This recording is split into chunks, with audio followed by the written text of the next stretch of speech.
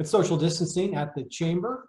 My name is Garrick Taylor. It's a segment we sometimes call Happy Hour with Hammer, joined as always by the CEO of the Arizona Chamber, Glenn Hammer. Hey, Glenn.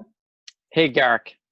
Glenn, it's a Tuesday night edition, and it's not just any Tuesday, it's primary day. We talked a little bit about this on our last show. Don't know when we're going to get this posted, but if there's still time left, take your ballot and drop it off at a polling station, right? Absolutely. We want you to vote, and we'll have more about the results today on tomorrow's episode. That's right. That's right. All right. Two items to discuss today. It's Tuesday, so we did our regular check-in with Senator Sinema between Capitol Hill and the business community. I want to talk about that. Also want to talk about how bullish or bearish you are about the potential for a vaccine for COVID-19 or an effective therapeutic. Those issues kind of came together, though, didn't they? I'll leave it to you if you want to discuss the context, that topic in context with the Sinema call or that alone. What do you think? Yeah, the two, and they did, you're right, they really came together on the call today. And first of all, we really appreciate the opportunity to visit with Senator Sinema on a regular basis. These have been highly productive for our members. We have a split in our government, Republicans and Democrats, and Senator Sinema has been rated the #1 bipartisan legislator by the U.S. Chamber, and she's doing everything possible so that we can get a phase 4 or bill 5 deal, depending on how you're keeping score at home. So I thought it was very productive. She touched on all the major items: unemployment insurance, liability, paycheck protection, funding for schools, testing, and then we ended the call with a discussion about where we stand on therapeutics and ultimately a vaccine. Glenn, of some concern to the business community is that one of these must-have items is some sort of liability protection. There was some discussion, even earlier today, late last week, that a liability provision could fall by the wayside. The majority leader still wants it. Talk a little bit about how important it is to get some sort of liability protection in this package. Well, for the business community, it's extremely important. We know that there are a lot of companies out there that are reluctant to fully open or to open at all or to remain open as this cloud continues to hover over them as to what the rules are with respect to liability. When COVID-19 is out and about in a community, it's almost impossible to figure out exactly where it was contracted from. And our position and the U.S. Chamber's position has been, we're not looking for liability for the bad actors. We're not looking for those that are grossly negligent or conduct themselves with willful misconduct. We're not talking about that type of shield. But if you're playing by the rules with the rules and the guidance from CDC or state and local officials, you should have a safe harbor. You should have protection. And Garrick, as you know, this goes well beyond commercial enterprises. This is critically important for universities. It's critically important for K through 12 schools. There was a big story a few days ago about K through 12 schools in Arizona having difficulty getting insurance for COVID-19. So this is a must-have, and Senator McConnell, the majority leader, is holding fast, and hopefully the administration will insist on it as well. Because here's my punchline. So it is an election day today. The president will have a very small, minuscule, he has the word bigly, I'll say smally, chance of winning if businesses can't and our school systems can't properly reopen when they should, because there's a small segment of trial lawyers that are going after them. So this has to happen. So the administration should take this just as seriously as McConnell and make this as part of the package, because we want more funds for K through 12. We want paycheck protection program. But there's something that doesn't make a lot of sense, that if you're putting these additional funds in and it's going out the other side to trial lawyers, it's not really accomplishing the intended goal of those initiatives. Well, in groups like ours in the U.S. Chamber, the manufacturers, I've never heard you use the term immunity. In fact, you've talked about it, as you said, in terms of safe harbor and temporary and targeted. Temporary and targeted is exactly right. And again, we're talking dozens of different industry groups and educational groups in Arizona, and groups representing localities, all support this temporary and targeted change. And again, I mean, we're in a difficult period, and we're not looking to shield the bad actors. What we're looking to do is to make sure we can engage in commercial and educational activity safely and put the incentives for these entities to act safely, but to do it in a way where they're rewarded and not punished and potentially put out of business. Right. I mean, we're dealing with, Garrick, I mean, tens of millions of Americans who are out of work. I mean, we have 1 million Arizonans who are on one or another form of unemployment insurance. We want to get people back to work. We want the businesses to get back up. And I just believe that's going to be very difficult to do for many businesses and enterprises without liability reform. And it's 100% certainty that it will depress our economic, our cultural, and our educational activity until we get the proper liability protections in place. You mentioned getting back to work and unemployment insurance programs. That figures prominently in the debate over whether a deal gets done. We were expecting to have a conversation today reflecting on this talk with Senator Sinema, really, Glenn, about putting the finishing touches on this bill. She expressed frustration that we really have not made as much progress as we had hoped. I know you were hopeful we would be talking more about with the finish line being in sight. Glenn, where's your head at on this topic today? Yeah, well, the senator made it clear that she supports the extending, at least for the time being, the $600 federal top-up. Pretty much everyone agrees that there should be some continued federal top-up. Yeah. The question is the amount. The U.S. Chamber's taken a position. Basically, it should be, I believe, somewhere around 80 to 90% of replacement wages. Senator McConnell has a proposal out there that would get it to 70%. I believe Governor Ducey has said that it should be at least at the level that a worker was making prior to losing his or her job. One of the issues here is that it is fair to say it's not easy to change these state unemployment insurance systems. We've faced some challenges in Arizona. That's pretty much the case across the country. So it does seem like there is a migration to making sure that whatever the deal is that gets done, it could be implemented on the state level. There'll be some sort of federal top up. I don't believe it's going to stay at 600 for an extended period. It's possible that it would for a period of time as states readjust their systems. But a federal top-up makes sense, but it doesn't seem to make great sense policy-wise for someone to be receiving more funds while unemployed than while that individual was working on the job. And it does create real issues for employers that have open positions.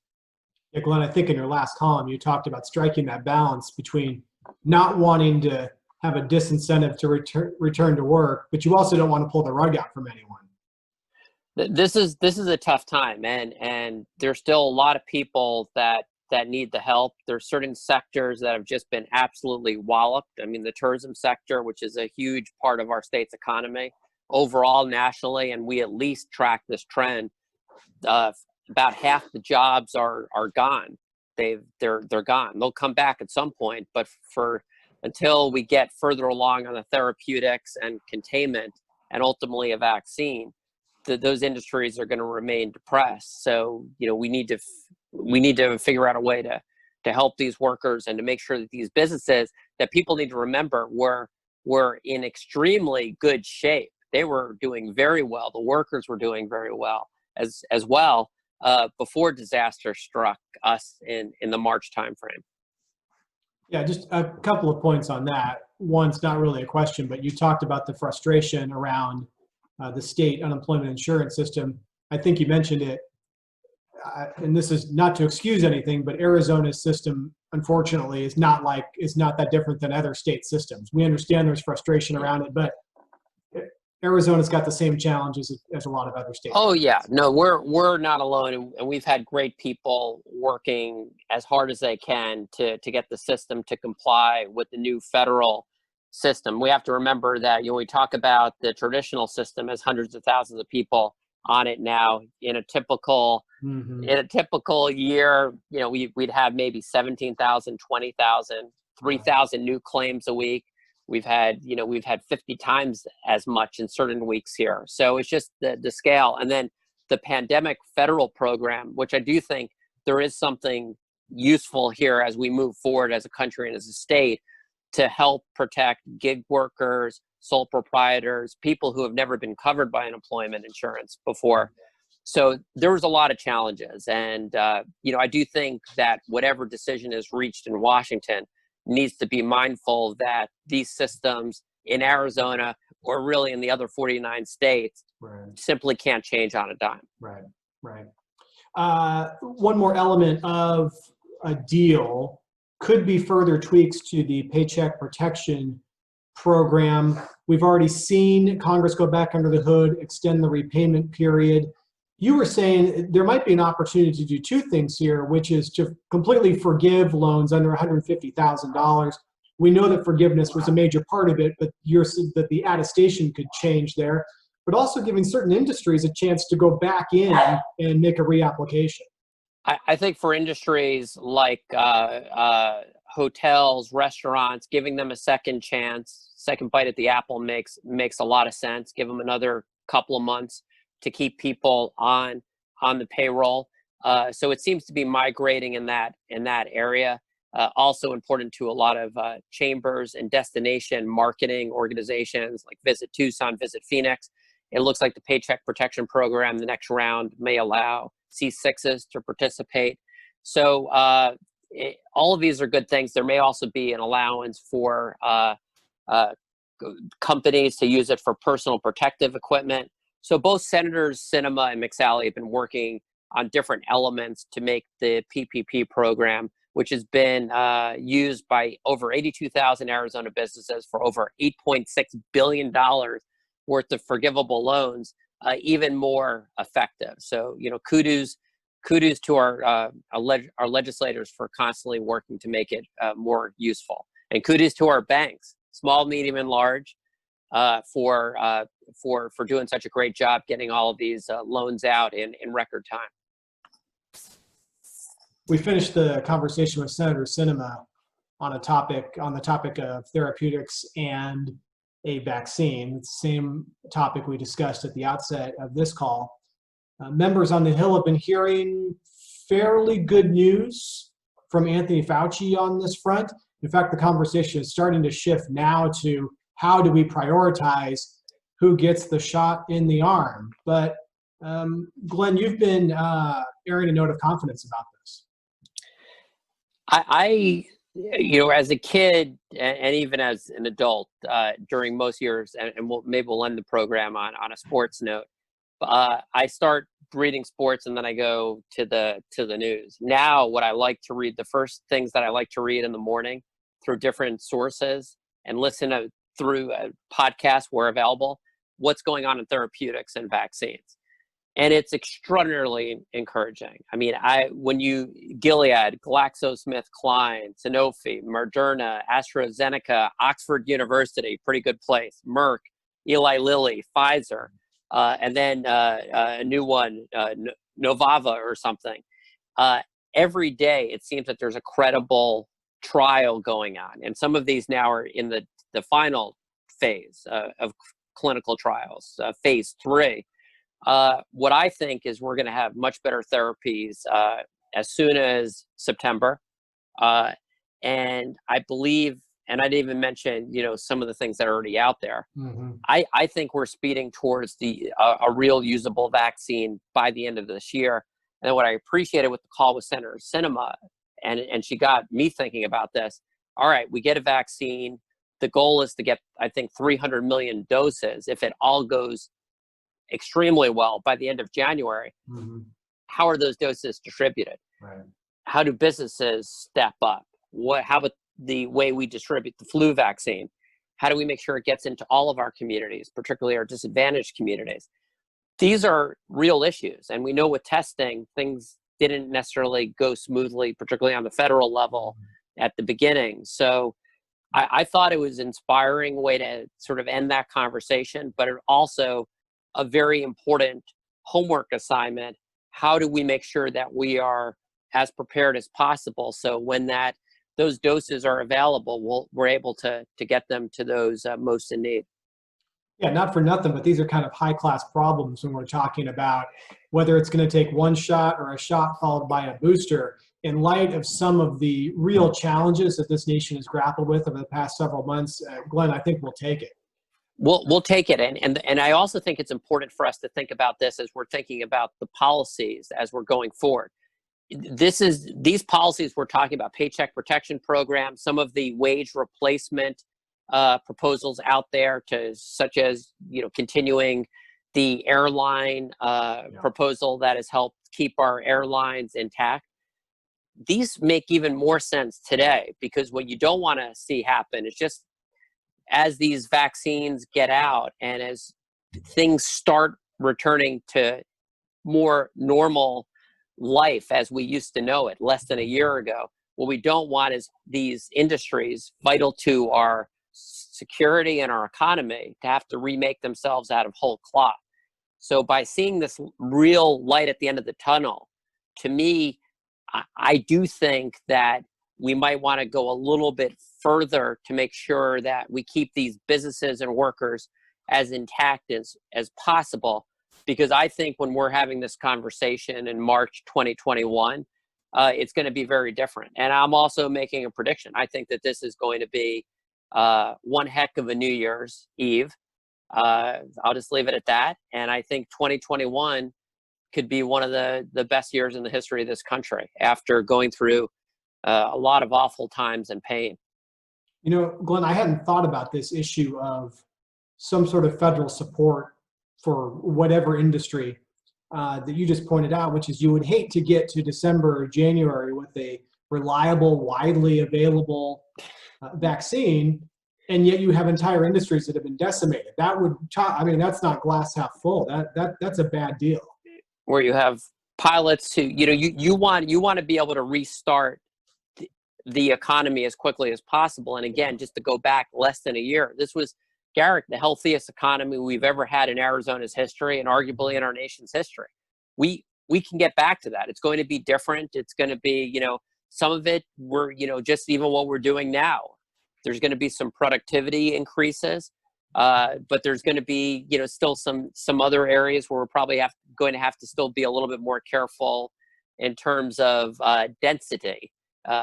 But I think that things are moving in the right direction, maybe a little bit quicker than you might get if you're just watching the first segment on the evening news. That's how I feel. And it's not anyone being sensational, because there's a lot of things happening out there that deserve attention.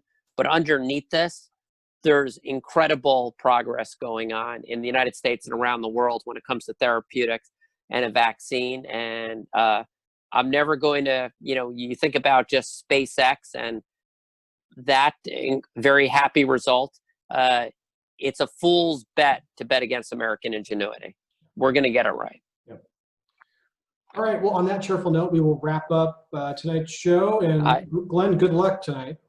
Well, good luck. But could you tell me, we're both sports guys, what happened with the Suns? Oh my gosh. They're going to give me a heart attack. They are now 3-0 in the bubble. Last second buzzer beater by Devin Booker today to beat the Clippers. That's a heck of a result. 3-0 in the bubble. We'll take it. My favorite player on the planet. So that's good stuff ahead. Glenn, it's interesting, because if you're in the bubble or you're in an empty baseball stadium, I suppose baseball's a little different because of ground rules, but the idea of a home field advantage, it really doesn't exist when you're in these environments. Yeah, no, that's the adrenaline that you get from the home crowd, and it's generally shown in the records. And then just you think about the travel, the less wear and tear. This is completely different. I think for baseball, it still might be a little bit different because a lot of teams are built. I think about the Yankees, how they build teams to the configurations of the stadium, and Padres and other teams do that too. Right. But no, it's definitely different. But I just hope that the NBA thus far, the bubble, knock on wood, has worked very well. Baseball's had a couple of teams where it's I'm not sure everyone's gotten the memo, but Yeah. I still think they're both going to finish the year. Yeah, it was interesting. We've talked about the Marlins situation on here, that the expanded roster as well. The Marlins are going to be dipping into the expanded roster. But Donnie Baseball said they have to be perfect. And you brought this up too. You have to follow the protocols to a T. If you don't, there's trouble. And it's a good reminder for all of us as well. There's lessons. I do think the professional sports leagues are providing actually a service to other Americans, because we're going to learn a lot about how best to contain this virus. And it is a good reminder that the virus doesn't give you any bogeys. Yeah. Well said. All right, we will wrap it up there. Tune in to our next show. Maybe we'll do a little rank punditry to see how things went at the polls. But I'm Garrick Taylor. He's Glenn Hammer. We'll see you on the next one. See you, Glenn. Good night.